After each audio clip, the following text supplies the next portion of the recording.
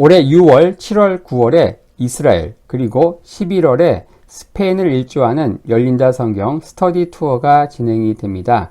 자세한 내용, 그리고 후기 등은 영상 하단의 링크를 참고해 주세요.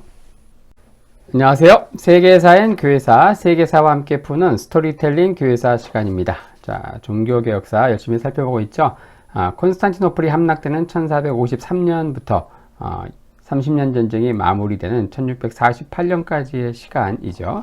그게 세 개의 사건, 루터의 종교개혁, 아우구스부르크 화의, 그리고 낭트 칙령을 중심으로 살펴보고 있습니다.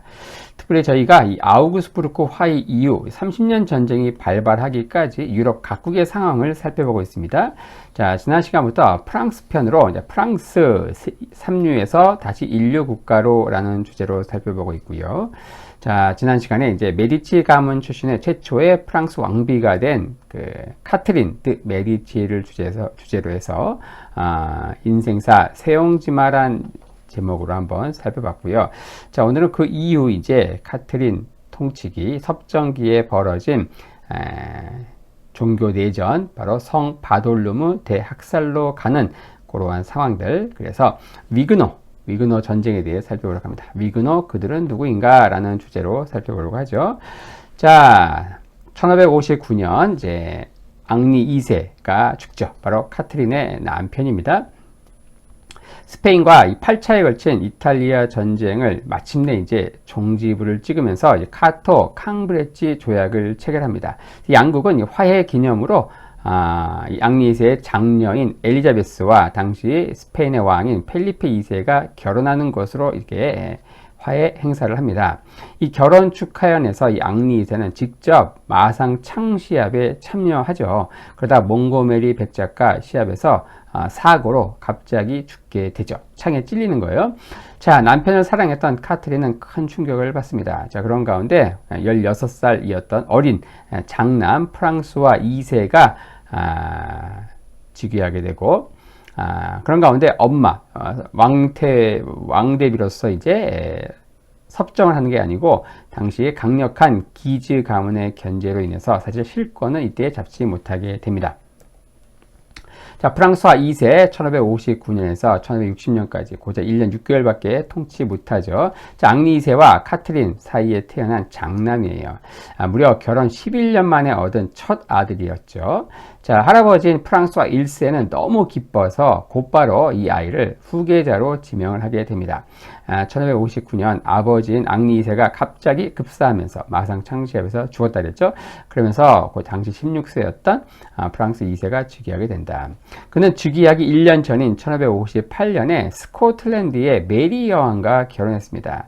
이 메리는요, 그 아버지가 제임스 5세예요. 그 제임스 5세가 갑자기 전쟁에서 전사하면서 고작 태어난 지 9개월, 생후 9개월 만에 스코틀랜드의 여왕으로 즉위한 상태였다. 자, 이 그녀의 엄마가 바로 프랑스의 강력한 귀족 가문인 기즈 가문의 마리였어요. 그래서 외갓집인 프랑스 왕실로 보내져서 소꿉친구였던 동갑내기 프랑스와 2세와 결혼을 한 건데, 자, 그 남편이 바로 왕이 되면서 스코틀랜드 여왕이자 동시에 프랑스 왕비가 된 것이죠. 자, 근데 문제는 뭐냐? 이 프랑스와 2세, 자, 프랑스와 2세와 이 메리 스튜어트가 결혼했어요. 그리고 거기서 만약에 아들이 태어난다고 하면은 어때요? 메리 스튜어트는 또 스코틀랜드 여왕이었기 때문에 여기서 아들만 태어나면은 이 프랑스와 이 스코틀랜드가 하나로 합쳐지는 같은 임금을 둔 동군 연합이 이루어지게 되겠죠. 자, 여기다가 중요한 게 뭐냐? 이 메리 스튜어트의 이 증조 외할아버지가 잉글랜드의 튜더 왕조의 창시자인 헨리 7세였습니다. 좀 복잡하기 때문에 이 족보를 한번 보겠습니다. 이 메리 스튜어트와 이 프랑스 2세가 둘이 결혼했다고 했잖아요. 이 프랑스의 왕 앙리 2세 아들 프랑스와 2세, 그의 부인이 메리 스튜어트인데 그의 엄마가 바로 이 프랑스 기즈 가문의 마리였다.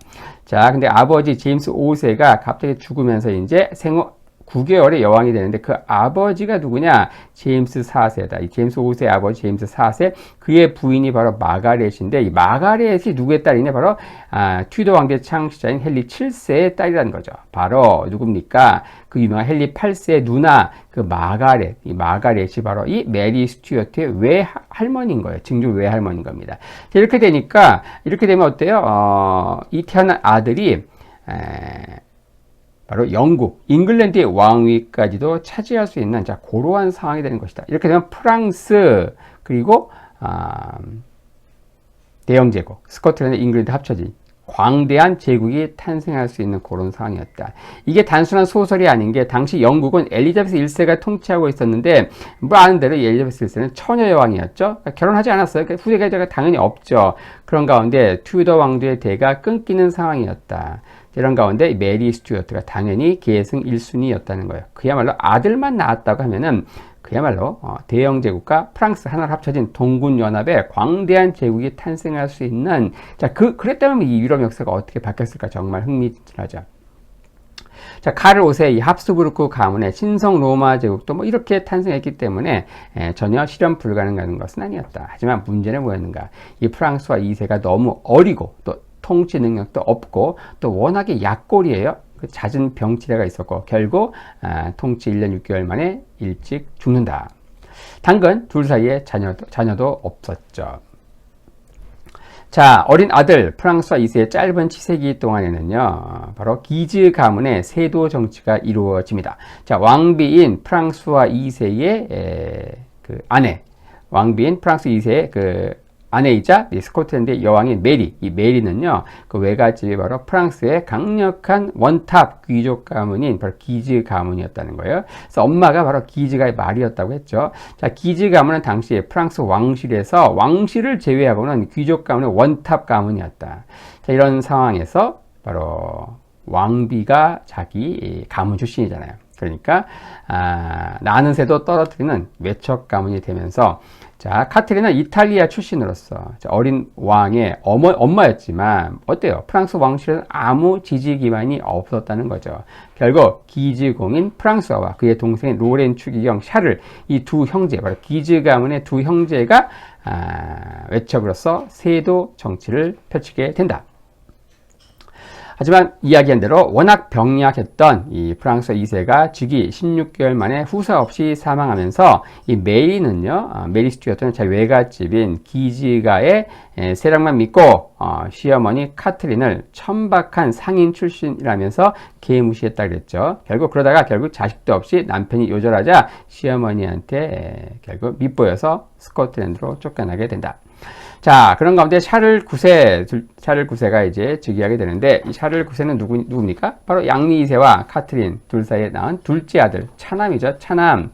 자, 그러니까 이 앙리 2세 아들, 프랑스 2세, 그 아들로 넘어가야 되는데 너무 일찍 죽으니까 동생 샤를 9세가 즉위하게 된다. 샤를 9세 역시 아들 못 낳습니다. 그리고 앙리 3세, 동생에게 넘어가는 거죠. 자, 이렇게 되면서 이 샤를 9세는 10살에 즉위하지만 14년 통치를 해요. 자, 카트린은 마침내 둘째 아들, 요 샤를 9세가 즉위하면서 자, 프랑스 정계의 섭정으로 화려하게 등장하게 된다. 그야말로 미운 오리 새끼에서 백조로 변하는 순간이었죠. 섭정 왕태호인 카테린은요, 이 당시 바닥까지 떨어진 이 프랑스 왕조, 이 발로아 왕실의 왕권을 회복하고 또 강력한 귀족 가문인 이 기즈 가문을 통제하기 위한 비책으로서 이 종교를 선택합니다. 당시 프랑스는요, 신교와 구교 간의 갈등으로 내전 폭발 직전의 상황이었어요. 자, 이런 가운데 가톨릭의 수장이 누구였는가? 바로 이 기즈 가문, 골수 가톨릭이에요. 그리고서 개신교, 이 프랑스의 개신교도를 위그노라고 하는데, 이 개신교 위그노의 수장 가문이 바로 부르봉 가문이었다.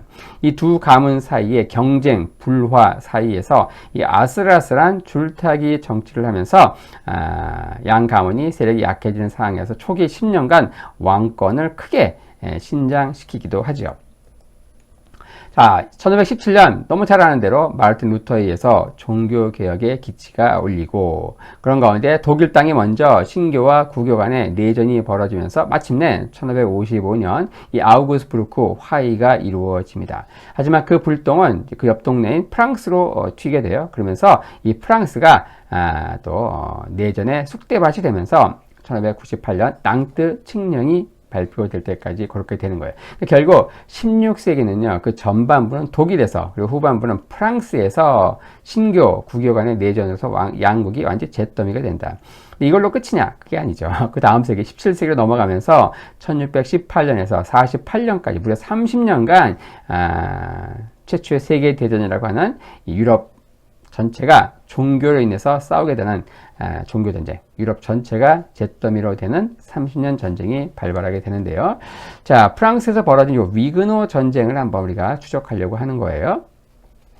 자, 위그노는요, 이 프랑스의 요 개신교, 프로테스탄트 칼뱅파 교도를 부르는 별칭이기도 한데, 자, 16세기 후반 이 발루아 왕조의 프랑스에서 무려 37년간 벌어진 종교 내전을 위그노 전쟁이라고 하죠.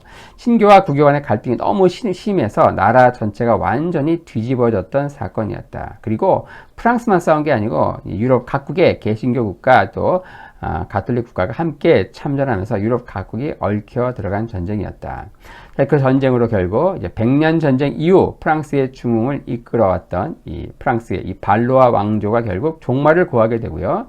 이를 대체해서 이제 훗날 절대 왕정을 수립하게 되는, 우리 흔히 말하는 지미국 국가다라는 말로 유명한 루이 14세를 배출하게 되는 부르봉 왕조, 이 부르봉 왕조가 발흥하게 되는 그 계기가 바로 이 위그노 전쟁이라고 하는 것입니다.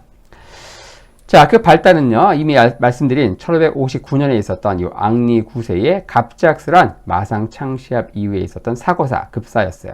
자, 프랑스는 당시 스페인과 정말 기나긴 전쟁 끝에 이제 막 혼인 동맹으로 평화 조약이 맺어지면서 겨우 안정을 찾던 시기였습니다. 그런 가운데 갑작스럽게 벌어진 비극에 대해서 철저히 무방비한 상태였죠. 당시 종교개혁의 열풍이 서유럽을 석권하던 시기였습니다. 자, 그럼에도 이 프랑스 왕실은 로마 가톨릭 교회 재산을 합법적으로 약탈할 수 있는 절호의 기회인 개신교로의 개종을 생각도 하지 않고 있었다. 왜냐? 프랑스에는요, 독특한 그 교회 이념, 바로 갈리아 교회주의라고 하는 프랑스 가톨릭의 독특한 이념이 있었는데, 이 갈리아 교회주의, 이게 뭐냐? 이건 한마디로 중세 유럽의 이념을 완벽에 가깝게 실현한 요 카페 왕조의 명군인 성 루이 9세, 세인트 루이스, 곳곳에 있죠. 세인트 루이스라고 하는 곳, 성 루이 9세 이래 성립된 개념인데, 이를 요약하면은요, 이 프랑스 가톨릭 교회는 그 수장이 누구냐? 바로 프랑스 국왕이라는 거예요. 프랑스 가톨릭 교회는 프랑스 국왕의 손아귀에서 벗어나면 안 된다라는 게 바로 이 프랑스 갈리아 교회주의입니다. 그래서 갈리아 교회주의는 프랑스 중심주의다. 그래서 가톨릭을 표방하면서도 이 프랑스인들은요, 교황에게 대놓고 개기는 게 전혀 이상하지 않았다라는 것이죠. 애초에 이 프랑스 내 가톨릭 교회는 교황청이 아닌 이 프랑스 국왕에게 강하게 종속되어 있었다는 거죠. 자, 이로 인해서 영국의 국왕이나 또 독일에 있던 그 프레드릭 선제후와 같이 개신교로 개종할 필요를 전혀 느끼지 않았다는 겁니다. 자, 개신교로 딱 개종을 하게 되면은, 자, 자국 내에 있는 교회, 수도원, 교회 재산, 이 전부 왕실 재산으로 이제 귀속되는 겁니다. 굳이 그렇게 할 필요가 없었다는 거예요, 프랑스는. 그래서 종교개혁의 광풍 가운데서도 이 프랑스는 요 갈리아 교회주의로 인해서 굳이 개신교로 전향할 필요를 느끼지 않았다. 당연히 프랑스 왕은요, 사유물인 이 가톨릭 교회의 적대적 행동을 취하는 이 개신교 운동에 대해서 역시 적대적으로 반응할 수밖에 없었다라는 것이죠. 자, 1562년 위그노 전쟁이 발발하기까지, 그러니까 카트린이 섭정으로 권력을 장악하기까지 요 프랑스의 요 위그노 개신교도의 상황을 좀 추적할 필요가 있는데요. 자, 그 전에 이 프랑스와 1세의 통치기의 위그노를 보겠습니다. 먼저, 자, 1500년대 프랑스는 그야말로 혼란의 연속이었다. 자, 1515년 프랑스와 1세는요, 즉위와 함께 이탈리아를 놓고서 바로 합스부르크의 신성 로마 제국 카를 5세와 무려 20년이 넘는 전투를 벌이게 된다. 자, 그런 가운데 세력 확장을 위해서 이탈리아 장악은 서로에게, 양국에게 필수 조건이었어요. 하지만 먼저 수모를 당한 건 프랑스와였죠. 자, 1525년 파비아 전투에서 프랑스와 1세는요, 대패하고 카를 5세에게 생포됩니다. 자, 그리고서 마드리드로 끌려가서 마드리드 협상을 하게 되죠. 협상 내용은 뭐였는가? 프랑스 1세는요, 두 아들을 이제 인질로 맡기고 거액의 몸값을 지불한 이후에 겨우 풀려납니다. 하지만 그는 귀국한 이후 곧바로 조약을 무시하고요. 교황 클레멘스 주도로 반황제, 바로 카를 5세에 맞서는 꼬냑 동맹을 체결해요. 하지만 그 동맹의 선두에 섰던 교황 클레멘스 7세는 결국 괘씸죄에 걸려서 황제 카를 5세에 의해서 로마가 7개월간 대약탈을 당하는 그러한 상황이 벌어지게 된다. 이미 몇 차례 언급한 바 있죠. 자, 그런 가운데 독일에서 루터파가 확산이 되면서 카를 5세의 왕국, 신성 로마 제국은 완전히 산산조각 나는 거예요. 자, 이런 상황을 옆 동네에서 지켜보면서 프랑스와에서는 콧노래를 불렀습니다. 하지만 1534년 자신의 침실까지 이 개신교의 문서가 게시되자 그는 신교 근절을 천명하게 되죠. 자, 이 위그노는요, 이 제네바의 개혁자인 그 위그에서 유래되었다고 하는데, 동시에 위그노는요, 프랑스 사회 개혁을 추구한 정치적 진보 세력을 의미하기도 합니다. 단지 종교만의 세력이 아니고 정치적 강력한 진보 세력이었다. 그리고 가톨릭의 맹주인 기지 가문이 있었죠. 기지 가문. 이 기지 가문이 바로 테러와 폭력을 막 휘두르는 거예요. 자, 1536년 서구 역사 최초로 이슬람 세력인 오스만과 외교적인 제휴를 하면서 프랑스 1세는 이제 종교를 뛰어넘는 어찌 보면 최초의 근대적 외교를 하게 되죠. 하지만 종교가 제우선 가치였던 당대에는요, 이 프랑스 1세는 유럽 각국으로부터 엄청난 비난 공세를 받게 되죠. 하지만 그는 비열하게 가톨릭에 대한 자신의 충성심을 가시하기 위해서 개신교 박해 수위를 더욱 높이게 됩니다. 하지만 그럼에도 프랑스 국내에서는 개신교가 놀랍게 더욱더 확산이 되죠. 자, 그런 가운데 유력 귀족 가문인 콜리니 가문 그리고 부르봉 가문에서 이제 개신교로 전향을 하게 되고, 이후 이들은 이 위그노 전쟁에서 위그노의 중심 세력 맹주가 되죠. 1536년에 당시 바젤에서 망명 중이던 이 프랑스 출신 칼뱅, 장 칼뱅 한번 살펴봤죠. 이 칼뱅이 개신교 신학을 집대성한 기독교 강요를 출간하게 됩니다. 그는 이 책을 출간하면서 당시 프랑스의 왕이었던 프랑스 1세에게 이 책을 헌정하면서 이 자국 내에 있는 이 위그노들에게 제발 관용을 부탁하는 그러한 편지도 보냈다고 하죠. 자, 그 다음에 이제 앙리 2세 통치기의 위그노를 살펴보겠습니다. 1547년 앙리 2세가 즉위하죠. 근데 6살 때부터 3년간 아버지가 전쟁에서 져가지고 결국 이 마드리드에서 바로 인질 생활을 하게 된다. 형 프랑스와 함께 인질 생활을 하죠. 그러니까 어릴 때 너무 일찍 헤어져 가지고 아버지인 프랑스 1세 부왕과 정이 전혀 없었습니다. 그리고 14살에 정략 결혼을 한 왕비 카트린과는 더 관계가 소원했죠. 자, 그런 가운데 자신의 가정교사 출신으로서 엄마처럼 자신의 모든 것들을 따스하게 받아주던 바로 가정교사 19살 연상의 디안을 애인 정부로 두게 되죠. 그래서 12년 동안 통치하면서 내내 이 카를 5세와 전쟁을 지속해서 영토를 조금씩 넓히고요. 이슬람 맹주였던 오스만과 계속 연대를 하게 됩니다. 그는 부왕인 프랑스 1세보다 더 혹독하게 개신교도를 박해하는데, 그는 종교재판소를 설치해요. 당시 이게 얼마나 잔인했던지 이 종교재판소가 이 불타는 법정이라 불릴 만큼 잔인했다라고 하죠. 1551년 샤토브리앙 칙령을 그는 발하게 되는데, 이 칙령은 뭐냐? 바로 개신교도를 불에 태워주고요. 화형을 시키는데 그 화형 직전에 혀를 잘라서 소리를 못 지르게 했다고 합니다. 너무 시끄럽다 그러면서 혀를 잘라서 그리고 나서 불에 태워주겠다. 자, 이 제네바에서 당시 사역 중인 칼뱅은요, 동족인 프랑스의 개혁 신앙을 위한 피나는 투쟁에 원거리에서 동참을 하게 됩니다. 많은 사역자들을 프랑스로 파송을 하고요. 또 각종 문서를 보내서 지원 사격을 하게 되죠. 자, 그런 가운데 앙리 2세는 제네바로부터 유입되는 모든 책들을 금서로 지정을 하면서 맞대응을 하죠. 자, 그런 가운데 1559년 이미 언급한 대로 앙리 2세는 사냥과 이 마상 창시합을 굉장히 좋아했는데, 딸 결혼식 때 열린 축하 경기에서 출전했다가 이 몽고메리 백작의 창에 눈이 찔리는 부상으로 말에서 떨어지죠. 당시 수술 의는 누구였는가? 공교롭게도 자신이 박해했던 위그노였습니다. 위그노 바로 앙부아즈 파레 당시 최고의 수술의였기 때문에 위그노였지만 자신의 일종의 왕실 주치의로 두었던 거죠. 결국 신교 박해로 무수한 피를 흘리게 했던 앙리는 자신도 극도의 고통을 겪으면서 많은 피를 쏟고 결국 죽게 됩니다.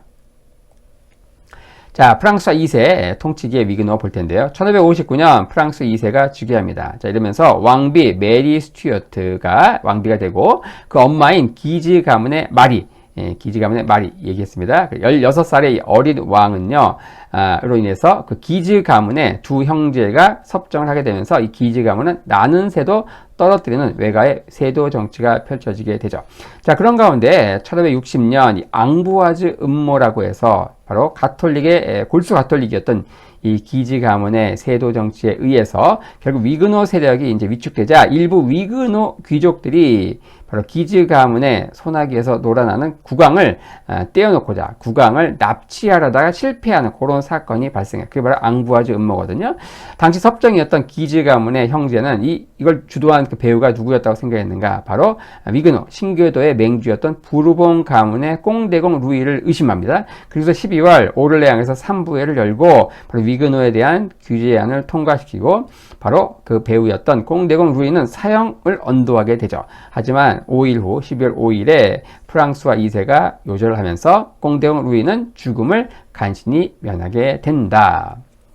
자, 이렇게 하면서 이제 다음 시간에 살펴볼 프랑스 근대사에서 가장 큰 비극이었던 성 바돌로뮤 축일의 대학살로 가는 그 배경을 살펴보기 위해서 오늘은 위그노 그들은 누구인가 라는 주제로 해서 프랑스의 위그노의 상황을 한번 추적해 보았습니다.